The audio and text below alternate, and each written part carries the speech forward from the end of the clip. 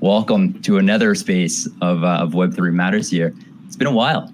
I was trying to reflect back onto when our last space was, and I have zero perception of time right now. Absolutely zero. So, I know it's been many months. But I also remember distinctly that it was definitely one of the more powerful spaces I've had, to the point where things that we spoke about on that space have stuck with me, and I still use every single day since that space. So it's been pretty wild, man. Any idea on when our last space was? Do you have any recollection of that? I think it was around, probably 3 months ago. It was the last time I was on Web3 Matters with you guys. Wild. Yeah. Time sure flies. Excellent. And to everyone who's hanging out with us here right now, we are actually also live streaming this space today. So if you want to look at our faces while we talk, you can certainly do that. I'm just going to post this in the chat, and we'll get it up to the Jumbotron here as well. So you guys can feel free to do with this as you will. And there we go. Perfect. All right. So wonderful, everyone. So everyone who's already here, welcome. And thank you so much for joining us. This is third episode of season 2 Web3 Matters. I really need to get my numbers straight here. This is ridiculous. But everyone, I truly appreciate you taking the time here. This is going to be a very special space today. We've got our friend Sterling Long with us. He's a high performance coach. And he's going to be, we're both going to be kind of diving deep into some personal experiences of struggle, but then also focus highly on things we've learned and actionable takeaways that we are here to share with you guys about today. And we're going to get into it. We're going to get real. So Sterling, how are you feeling today, my friend? I'm feeling pretty good. I'm feeling really good, actually, for a Friday. Normally Friday is when I kind of plummet in terms of energy, but okay. I started working out super hard last week. And, unsurprisingly perhaps, that you have a lot more energy when you go hard in your workouts. So. Dude, it is amazing how something as simple as just exercise, regardless of the intensity, regardless of the volume that you're doing, it's just so good. It's so good. Man, dude, I'm happy for you. Like, hearing about friends who found the power of exercise, it just always lifts me up. That's one thing I'm super grateful for. Having that motivation to actually exercise has been something that I've had since I was like 8. It's crazy. But I also know, in saying that, how much value it brings and how much of a tool and a coping mechanism that's been for me, like literally since day one. So something I always, say to my friends who are having a rough time, and it makes my day to hear that people have found that, man. So yeah, dude, that's great. You've been working hard these days too. We were having a bit of a conversation before our chat started here, and your plate has been quite full, my friend. So yeah, you won't feel like filling us in a little bit on what that process has been like for you. Yeah, I guess I always try to make my plate full, probably a bit too full.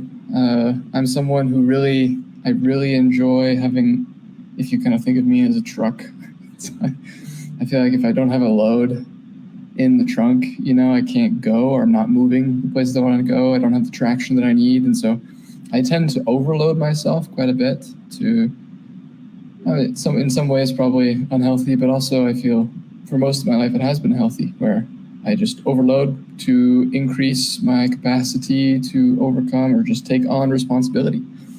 And I think that's probably thinking about it now, is probably one of the major things that has helped me succeed in every endeavor of my life, or at least helps me feel like I have succeeded, because I have personally kind of given a definition to the word success in the endeavor, and then I have chased that with abandon, right? So I guess recently new developments are the main one. The most important one is my wife and I had our baby girl daughter named Adelaide. I think it's 10 weeks ago now, a little over 10 weeks. And I mean, that was just such an experience. So much learning. There's so much patience you have to bring. You got communicating with a toddler, not even toddler, a newborn is just such an amazing time. Like, what's wrong? You're screaming. We aren't sure what's wrong. Well, let's just iterate through all the things that it could be, right? So you try to burp her, you try to feed her, you try to change her diaper.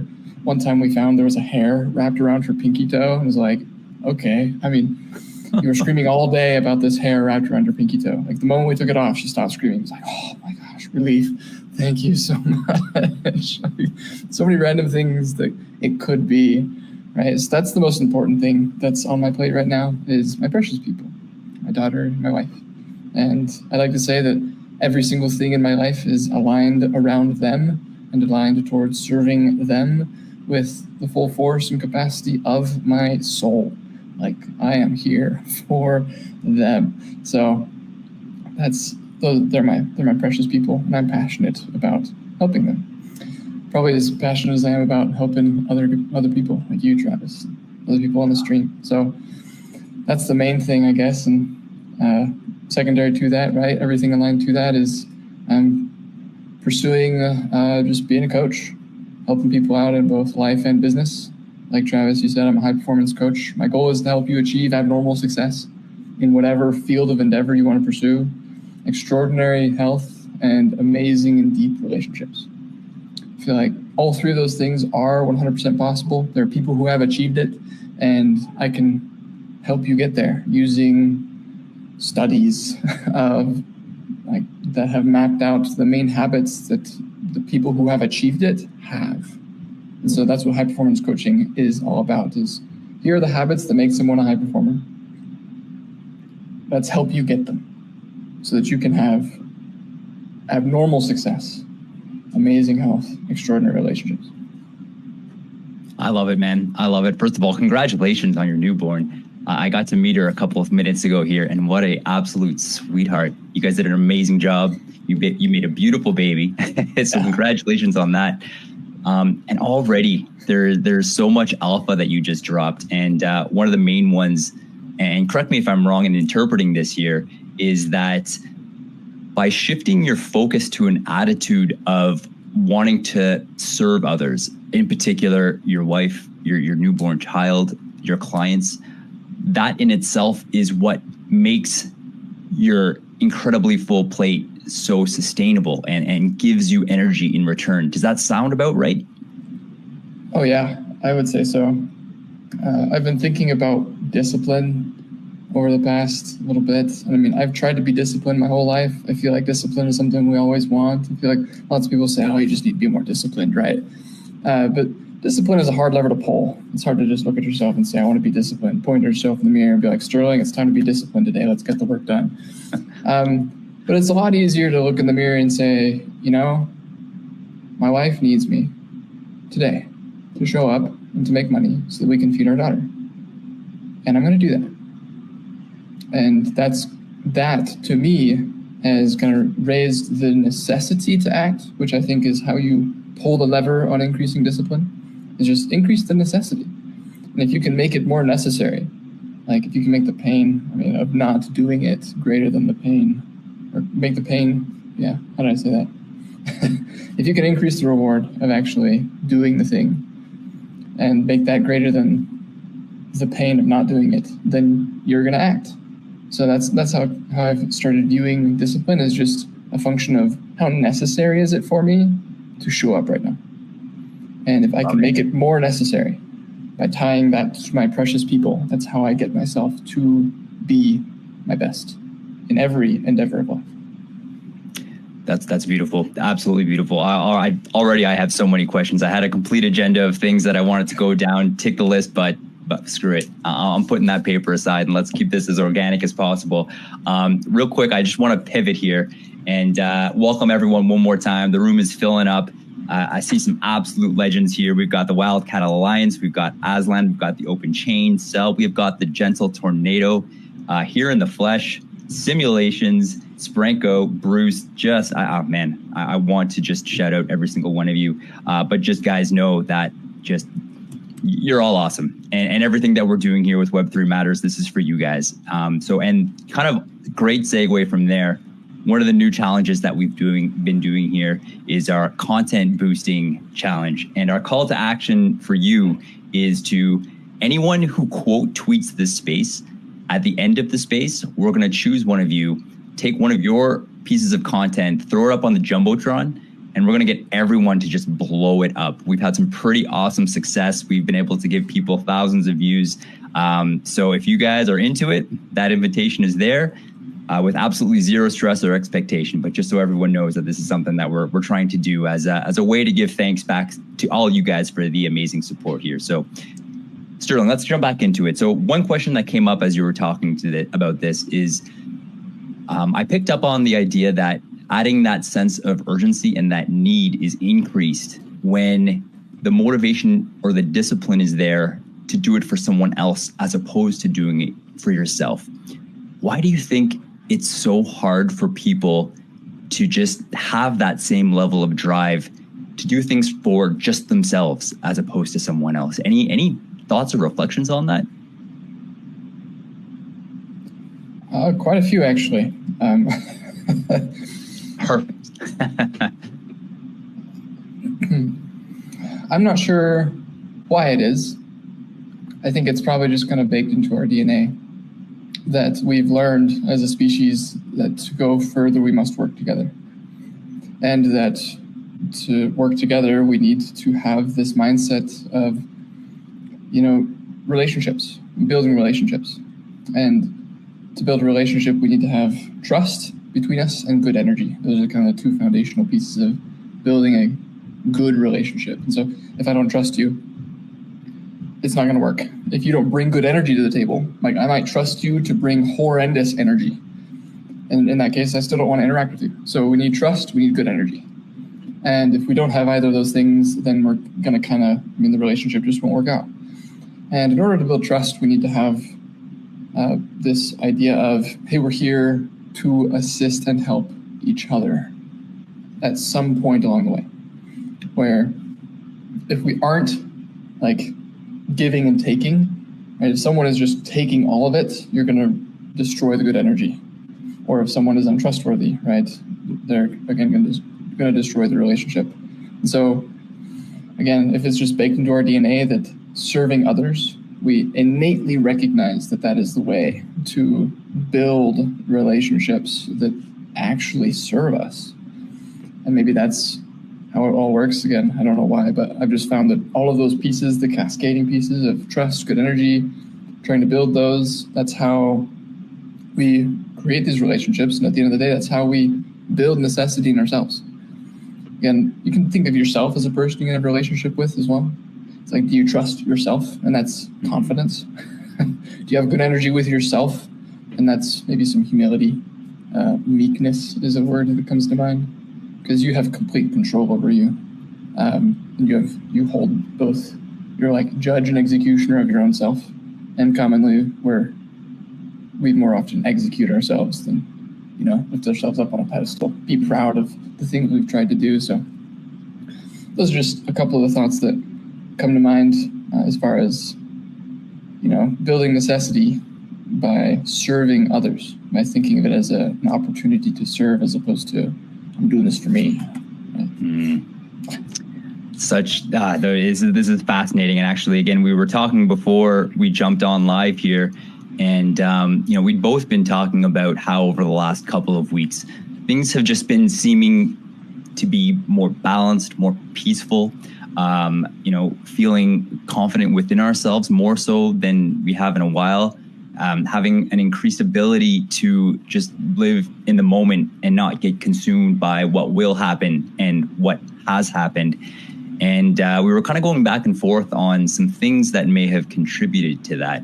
And one of the things that we were talking about is simply the power of presence. I never got to ask you this, but what specific daily practices did you incorporate kind of into your life over moving up into the last 2 weeks that you think contributed the most to this new level of peace and acceptance that you've been able to achieve?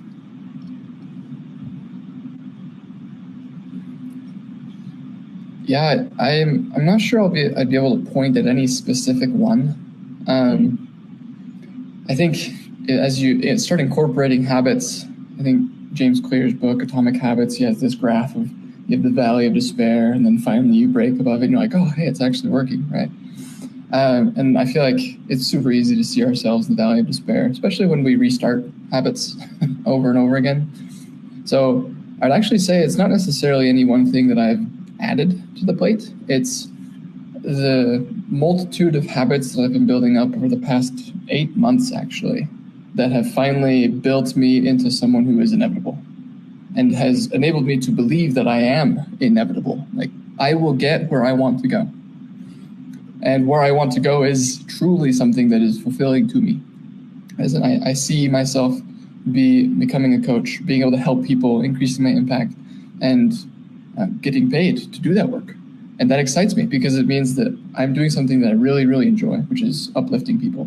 And I'm getting paid to do that work, to get better at it, which means I could just immediately turn around and use those skills to serve my family, to help my wife, to help my children. And I am so excited, like just envisioning the future of my family and all of them, being able to coach each of them throughout the trials they will face in their life. I see my daily work as really, it is an opportunity for me to just prepare to be a better father. And that gets me fetched and excited. And I want to be inevitable towards that goal, right? So all of my goals, all my habits, I should say, have slowly built up to me feeling that I will inevitably achieve that outcome. And I think that feeling of inevitability, I mean, Thanos, he's like, I'm inevitable right before he snaps his fingers, right? So you can be inevitable in a good and a bad way, but the feeling of inevitability that I will serve my family with everything I've got, and I know that what I'm doing right now is to that end, gets me to that point, that makes me feel peacefully confident. Wonderful. And I don't know if anyone else here is watching the live stream right now, but if you were, you will have seen how Sterling's face just lit up as he was talking about these goals and this concept of inevitability and being able to truly be there for his family and serve other people. So the passion is real and it is felt. And I appreciate you bringing that to the table today, my friend. So moving forward here, there's a couple of things that I wanted to just touch on over the next 40 minutes during our conversation. One is I want to get to some actionable takeaways that our listeners can take home with them today. Last time you were with us, you told us about the concept of identifying your 3 words that describe the person that you want to become and that you can envision yourself becoming.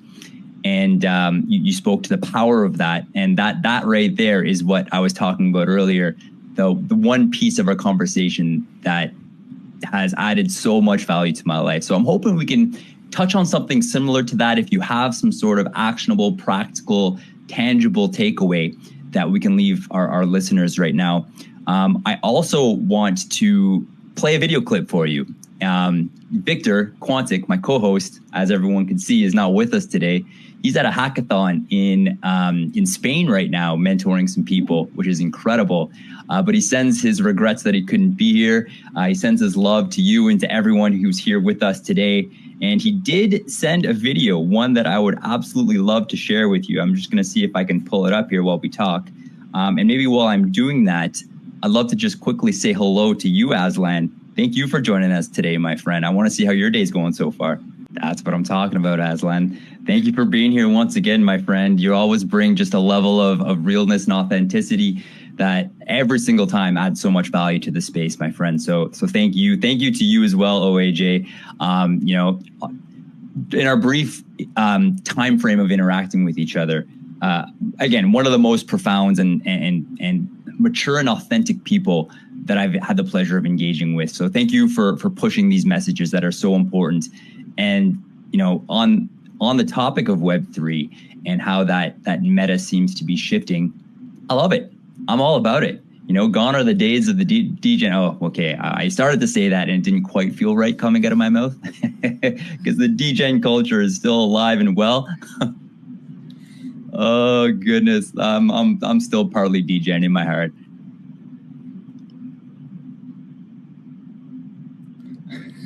That's what I'm talking about. And that's the cool thing, as time goes by, our values and our perspectives change, and we realize there's a heck of a lot more to this space than flipping PFPs and getting rugs time and time again. So I love to see it, and I'm really happy to know that you guys are pushing these narratives and that we can contribute to that as well here. So Aslan, once again, my friend, appreciate you and thank you for being here. Awesome, guys. Actually, Sterling here, I'm not sure if you wanted to respond to that at all, so I'm going to give you an opportunity here to jump in. No, Aslan, thanks so much for hopping on. And also, let's pitch and go, dude. Just having the notebook out, being ready to take notes. I feel like people don't take notes enough. I know I don't take enough notes, and I take a lot of notes. Just the way to grow is to write. To not write, but to record where you have been so you know where you're going. And that's a secret. It's not really a secret. It's a known truth, but common knowledge is not common practice. So I salute you, man. I applaud you for putting into practice what is commonly known but not commonly done. Oh, we lost Aslan. Let's get him back up here. All right. Awesome. Well, such wise words, and I want to comment on every single one of them here, but I would be remiss if I did not get Victor up here. So I'm going to see if this works. This might be absolutely off, but if you're paying attention to the live stream, which we posted up top, you'll be able to see Victor's face here, and I'm hoping the rest of you will be able to hear the audio as well. So we're going to give it a shot. Oh, there we go. Oh. We lost you on the space for a sec. I can still see you talking. But... Oh, trippy. Okay, can you hear me now? Yeah. Okay, perfect. All right. I'm gonna try posting this, or I'm gonna try sharing this. You might lose me. If you do, just wave at me, Sterling, and we'll try it again in a different way here. So let's give this a shot.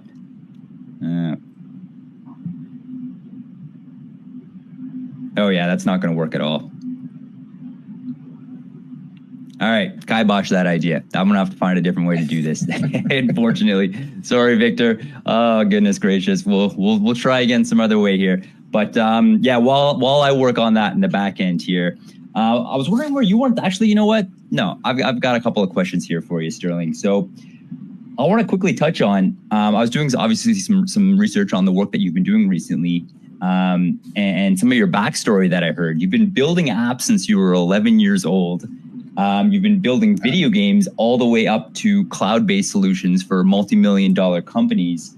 And I also noticed that throughout all of this, automation seems to have been a core value that you took with you to help with things like workflow and achieve your goals and things like that. But what was really interesting is I noticed a comment that you wrote talking about being able to take that automation to the next level, make it even more powerful through intention. I was wondering if you can give us a bit of a backstory on how you came to that realization, and if you maybe can dive a little bit deeper into what you mean by that and how we might be able to leverage that ourselves. Yeah, it's a good question. I'm actually struggling to think of the post that I made that would have spoken to that. So let's see. I can give you some more insight if you're interested. I would, yeah. Perfect. Actually, you know what? I think it may have been on your website. You were talking about how during the pandemic in 2022, you were actually here. I think I can actually probably pull it up right now. Yeah, during the height of it. It's awesome. Here we go. I can read it word for word. In 2022, near the end of COVID, I discovered that powerful intentional habits were just as important as, if not more important, than the automations that I built. So yes. I will leave you with that. And if any inspiration comes to mind, I'd love to hear your thoughts. Okay. Yeah. I mean, I definitely agree with that. I guess I agree with myself. That's a win. Yeah. The premise is that, and one of the reasons I would say, like in my coaching, I call myself an automation coach. My goal is to help you, automate your life, put pieces of your life on autopilot so that they can amplify the rest of your life. And habits, I see habits as kind of a biological autonomous process. It's like habits are an automation that you put into place. It's just you kind of doing that thing. So having intentional habits and making all of the habits that you do intentional, meaning you're purposeful about it. There's a reason that you have decided to do that thing, is what is really going to set you as an individual apart from every other person on the planet who doesn't do that. If you just allow your mind to wander throughout the day, to do whatever you wish, if you just give into every impulse, you're never going to get where you want to go. Or if you do, it's going to be really random. It's going to be like winning the lottery. It's going to be crazy. So intention applied over time, over years of effort, is what gets you to be successful, is what gets you among the greats. And I mean, for example, some great examples of this are, Beethoven wrote like over 700 pieces of music. We don't really leverage or use or listen to that many of his pieces of music. Maybe we do, right? But like over 700 pieces of music, and that's including like symphonies, operas. You got Socrates and Aristotle, who just wrote so much. And we have so much of what they wrote, and I expect that there's so much of what they wrote that was lost. But the fact that we have so much of what they wrote and it was so amazing, it's like, okay, people found value in it, and so they kept it. And I expect that these early philosophers were incredibly intentional about their work, and they made it a priority. So every single day I'm going to sit down and I'm going to write, and I'm going to brainstorm, I'm going to think through the problems and try and boil it down, distill the knowledge that I have into something that other people can take, use, and run with to also elevate their life. So the people that really succeed over the long term are those who are intentional with their habits. And that's your foundation for any kind of automation that you place on top of it. If you prematurely automate things, the automation generally is just a piece of crap, and you don't actually end up using it.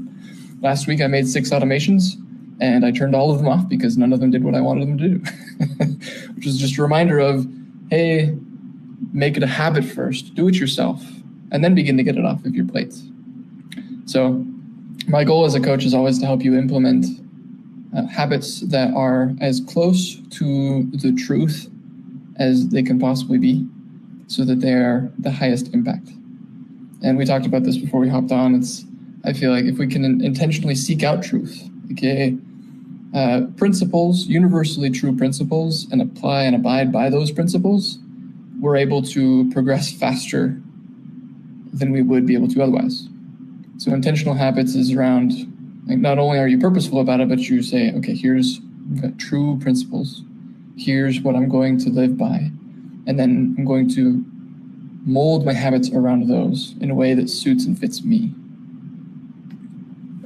It's powerful. That is very powerful. I'm trying to kind of create in my mind a framework that someone might be able to use to really put this into action. And one thing I'm looking for a little clarity on is that this idea of those universal principles, or these universal truths rather. Can you maybe dive into a little bit more on what those might look like for you and how someone might be able to find those out for themselves? Yeah. So first I'm going to start with this. And I'm just going to say clarity is going to be the foundation of every single habit that you build. So I love that you said, let's look for some more clarity. Clarity is the foundation of all the habits. Seek clarity is actually the first habit of the high performers. High performer being, again, the people who achieve abnormal success, amazing relationships, and extraordinary health. It's like those people who achieve that, and those people are generally like the top 5% of the population. And so these people, they are always seeking clarity. And there are 4 ways that I found to do that. The first is definitions. I think Alex Hormozi is a great example of someone who gives definitions to common words that have kind of poor definitions in terms of like, how do I actually do the thing, right? How do I love? And Alex Hormozi said, I define love as how much would I be willing to sacrifice to maintain this relationship?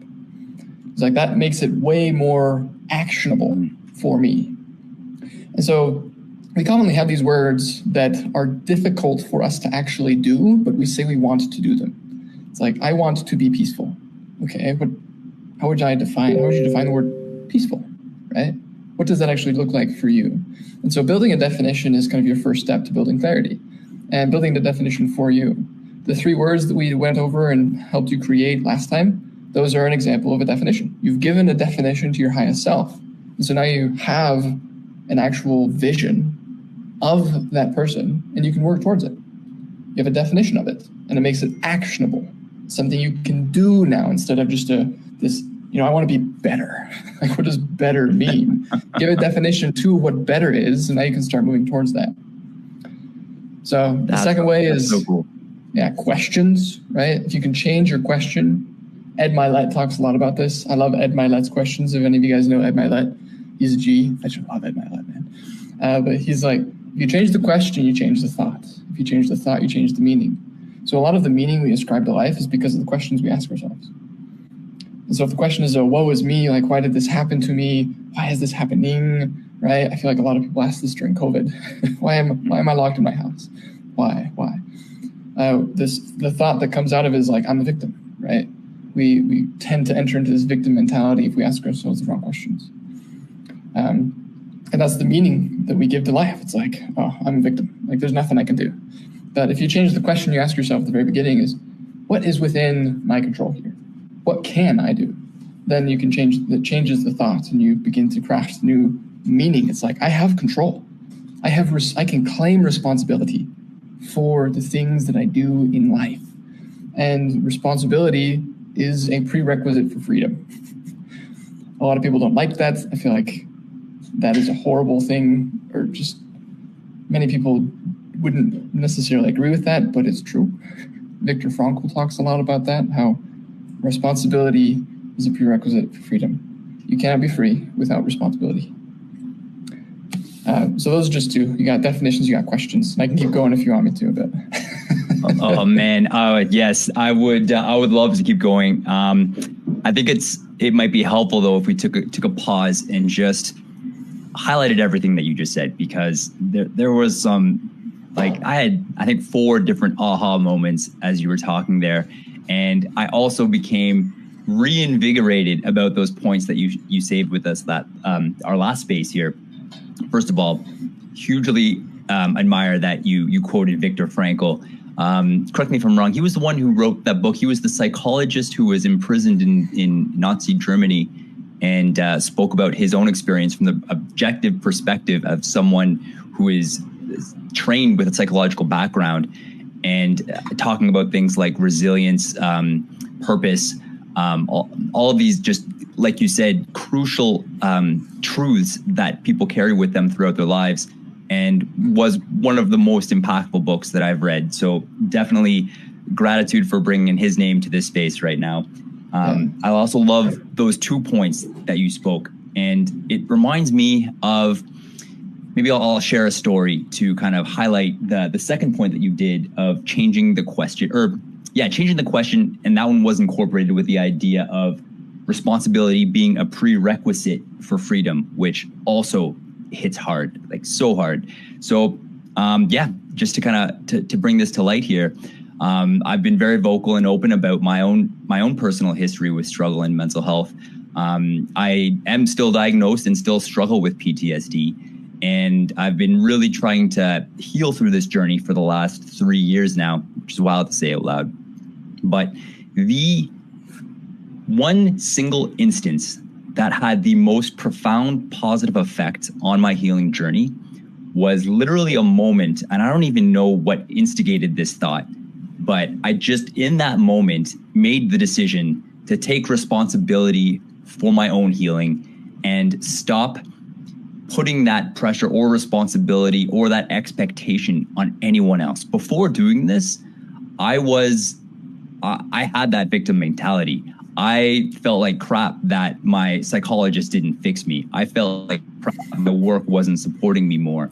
I felt like crap that my friends didn't understand the struggle that I was dealing with, and there was no way for me to communicate to them. And I would, in fact, get obsessed with trying to find the right way to express my lived experience.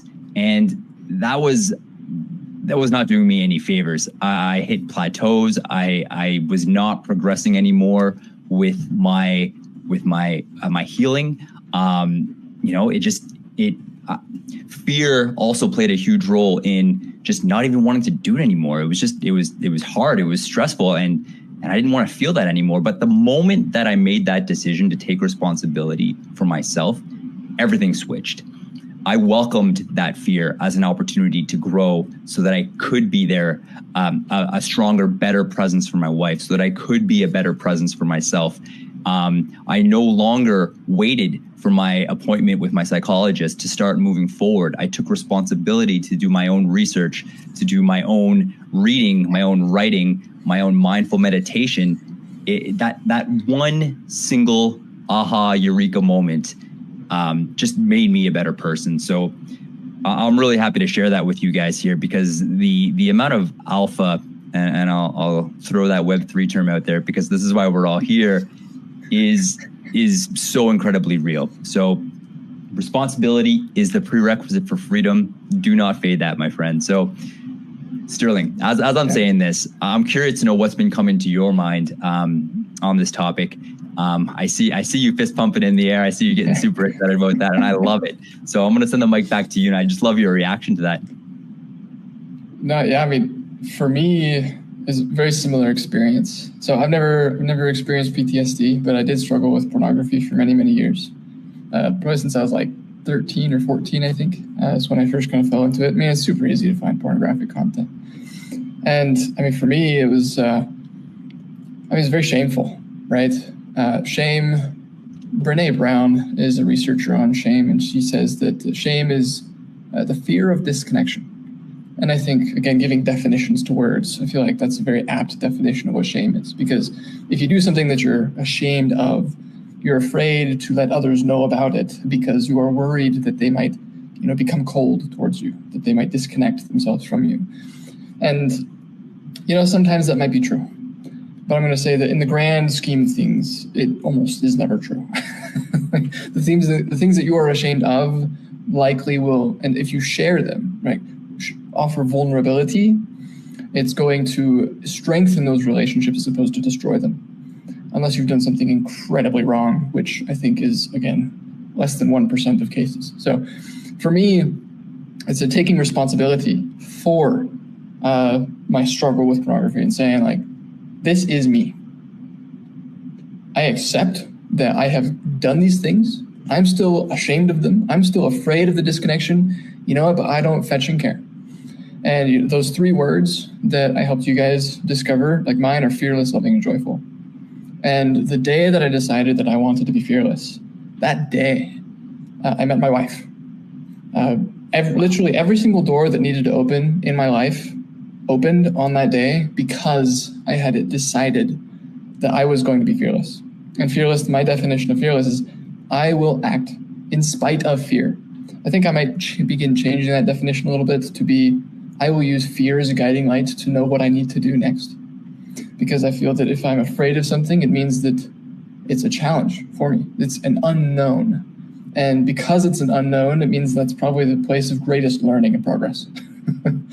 Which means that I need to see that as I'm afraid of that. That's an amazing opportunity to just be better, right? To grow faster.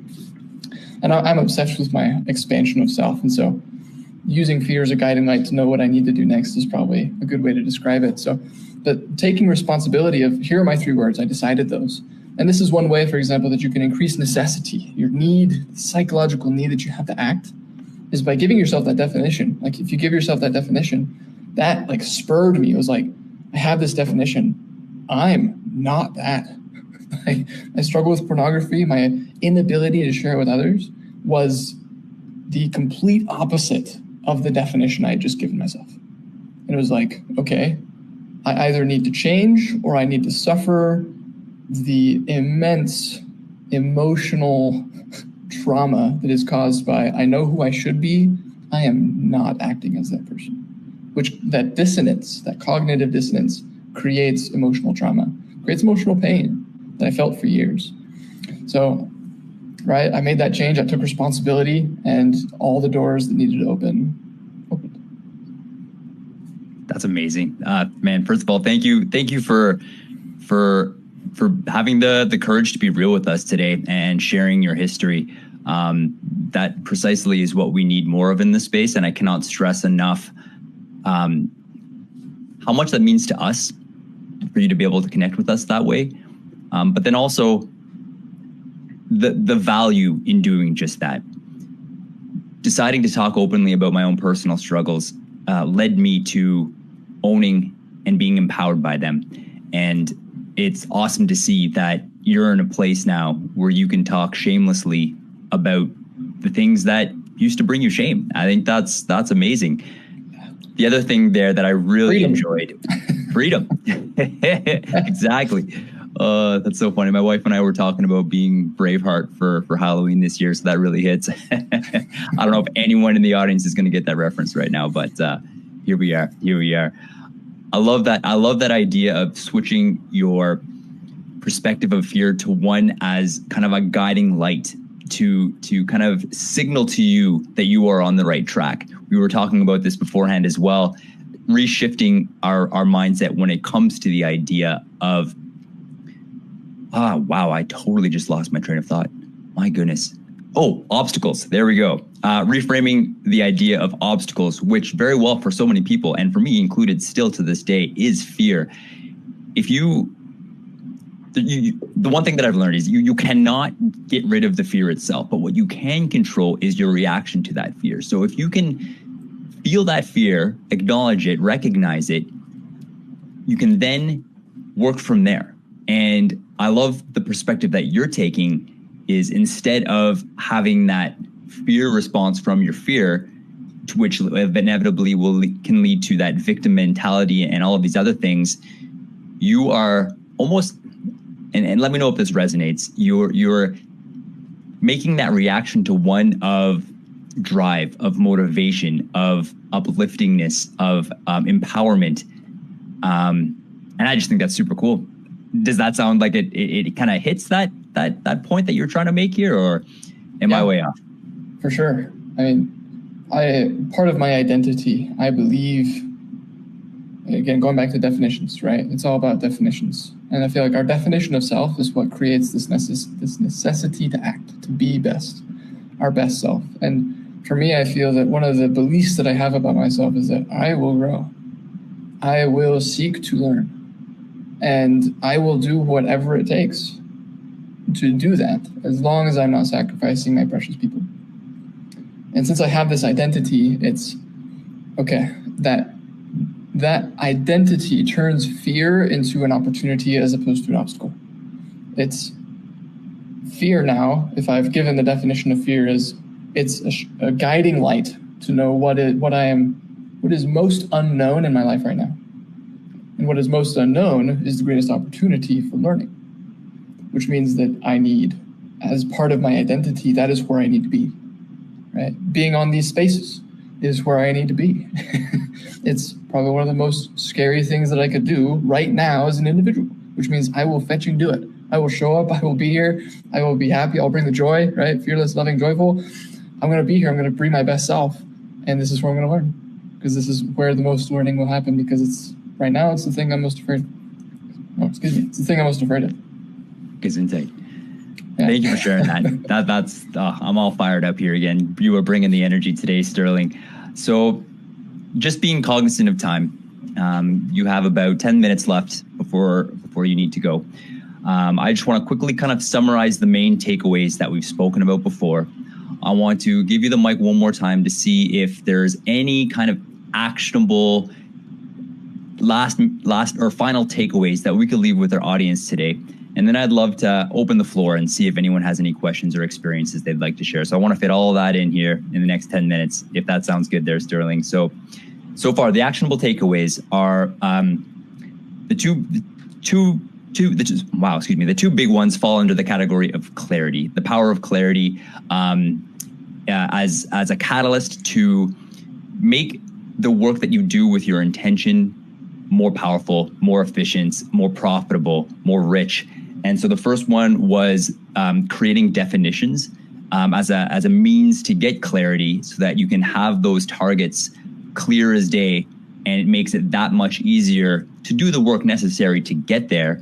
And then we also spoke about changing the question, which in a sense is switching how you perceive different scenarios so that the outcome is one that allows you to keep moving towards your goals, which were the definitions that we just spoke about. So in saying all that there, Sterling, I want to give the mic back to you. And what would you like to share with us today as a way for someone else to take these principles and really be able to implement them in their lives so that they can just, find more meaning, find more focus in the work that they do every single day? That's a good question. Let's see. So focusing in on those definitions, those questions, I would say that the first step to becoming a high performer is creating a daily or at least a weekly habit of building clarity, where you're taking the time to analyze your day, analyze your week, figure out what are the questions what questions was I asking myself today, or if I'm feeling distracted, right? Just having a set of questions that you can ask yourself, I feel like at the end of a day or at the end of a week, so that you can look back and analyze, I feel like is one of the greatest growth hacks of all time. That's just part of questions, right? You just give yourself this list of questions. For example, I have a set of questions that I ask myself every single morning, and I call it my daily adventure. And the first question I ask myself is who are you fighting for today? Who is that person, that one person that you are fighting for today? And sometimes it's my daughter. Sometimes it's my wife. I want her to sleep more so that she can recharge. And, I know it's really stressful for her. Sometimes it's me. I want to fight for me. I want to fight for my expansion of self, my learning, my growth. Sometimes it's my brother, right? Who am I fighting for today? And you just have a set of questions that you can ask yourself on a daily or weekly basis to bring clarity to that day, to the now. So we can, going back to the very beginning of this space, to just be present, right? And having these questions really helps you maintain presence because, it forces you to think about the present, depending on how the question is structured. Right? So I would say that's probably one of the best growth hacks that you could have is a daily practice of asking yourself a list of questions, whether that's morning, whether that's night. I like to do morning and night. So at the morning, I have a list of questions I ask. And at night, I ask myself questions based on my answers in the morning. I like tying the beginning to the end. I call it bookending. Bookending is just finding the right questions to ask yourself that get you present, that get you going, that get you excited and ready to fetch and crush the day. Beautiful takeaway. I'm going to implement a whole bunch of questions into my day-to-day now. That's been another just wonderful change that I've made is making a daily habit of actually journaling and actually taking a moment to think about where I'm at, what my goals are, how did I do yesterday, how do I want to do today, and then kind of adding that level of intention so that it will provide clarity is going to be awesome. I'm really excited. And the main thing that I think gets me so fired up about this is to see the effect that they can have through you, through your presence that you're bringing with us here today, through your motivation, through the success that you've been having, is that these work. And man, thank you. Thank you very much for sharing all of this with us here. So before I open the floor, I just want to ask there, Sterling, if someone's interested in connecting with you, if someone's interested to learn more about the coaching that you're doing, what's the best way for us to get a hold of you? Yeah, so just on my profile, if you just hop straight over my profile, the link that's there, I offer a free coaching session to anyone who wants it. You just got to tap on that link, fill in your email. There's a quick survey I have you fill out so I know more about you and can help you. But that's honestly the best way to get in touch with me. And awesome, honestly, I fetching love helping people grow. So again, it's free. I want to help you guys. Even if you have no idea where you're at, no idea where you want to go, I promise in 1 hour, we can get you moving pretty quick. It's a lot of fun. It's so much fun. I will testify to that too. That's where we met actually through the 1% Club. Then we had our own call afterwards. And yeah, it worked. It was awesome. It was awesome. So Sterling, my friend, yes, thank you so much for your time. Thank you so much for your passion, your energy, sharing your experience, and just the joy that you bring to the work that you do. It's incredibly meaningful. So you have a couple minutes here. Actually, I just want to double check with you. At what's kind of like your hard out in the next couple of minutes here? I have someone who's going to call me. She said she'd call me back at 2. So okay, when she calls, I got to drop off. Perfect. So we have a few minutes here, potentially less. So I'm going to open the floor. If anyone has any questions they'd like to ask or any experiences they'd like to share, now's your time. And if not, we're going to move on pretty quick to closing this up here, guys. So let's see here. We've got we have got Funky. Excellent, Funky, my man. Such a pleasure to have you here, my friend. I'm not sure if you could hear me yet as we wait for the algo to get you up here, but yeah, welcome, my friend. Thank you so much for joining us. What's on your mind? Oh. Funky, my friend, absolute privilege, man.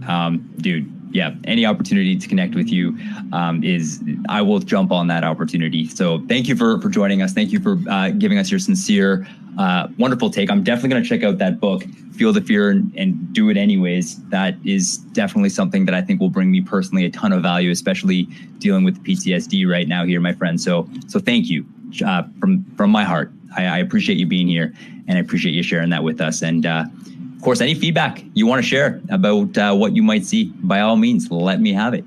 But we'll talk about that later. Awesome, guys. Awesome. We've got about 3 minutes here. So I just want to send the mic back to you, Sterling. You can sign us off before you go, and then we'll get into the winner of our content boosting challenge today, and we'll wrap it up today. So Sterling, any final thoughts? I just want to thank Funky for sharing that with us. There's another guy that I hopped on a call with. This guy, his name is Michael Devu Jr. And he's the one who actually presented the idea of, you shouldn't act in spite of fear. You should be acting with fear.